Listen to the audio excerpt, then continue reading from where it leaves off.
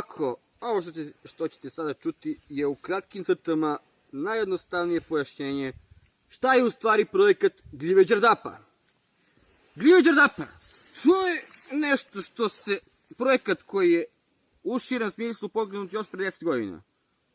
U principu, projekat lične prirode ne finansira ni od koga, faktički moj. Šta se dešava ako računamo od prvog trenutka kada sam se zainteresovao za gljive, kada sam nabavio digitalni fotoaparat, išao po prirodi, sliku tako fotku što mi je zanimljivo, fotko gljive koje su se pokazale kao interesantne za fotografisanje zbog raznih oblika, nikad isto, nikad na istom mestu, ko kinder jaje, svaki dan drugo. Elem, sada 10 godina posle, tačno znam i šta sam, gde, kad fotografisao. Zašto? Zato što se za 10 godina počelo kao hobi, završilo se sa zavidnom količinom znanja, da ne bude lažne skromnosti.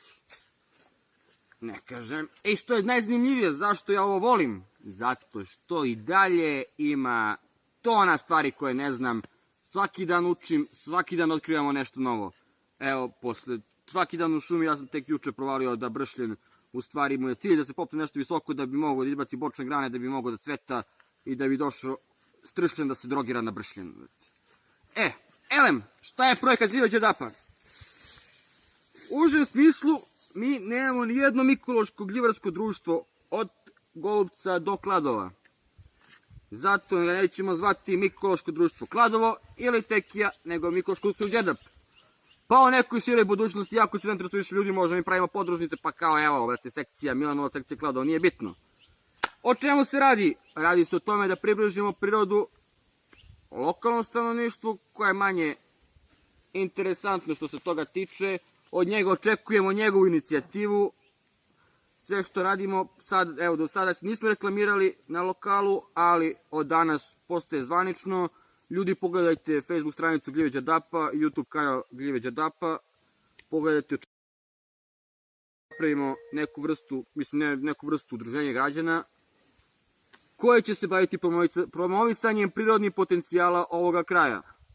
U užem smislu mi pravimo to naše udruženje koje će organizovati u mestima koje budu zainteresovana.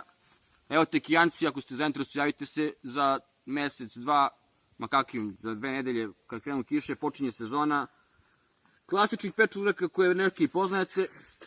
Tako da, ako ste zainteresovani, dajmo izložbicu jednu. Ništa ozbiljno, ništa strogo ovo ono, zezanje. 3 stola, 3 čoveka, odemo, naberemo gljive, u korpu, nauči vas pravila kako se pravilno bere gljive i onda lepo, tipa, primjer u parku, u školi, nije bitno. Sednemo, ko što je zanima, pita, pokažem, ovo je ova, ovako, onako, ovo ne znamo, može se pogledati ovdje. I to je to, napravimo jedno druženje, razbijamo monotoniju, naučite nešto, a šta se dešava druga stvar? Već sada dosta mojih prijatelja hoće da posjeti ovaj kraj, pošto su videli, predstavljene su im šume, videli su šta se može da se vidi, koje ja u svojoj režiji šećem, što se kaže, po šumi.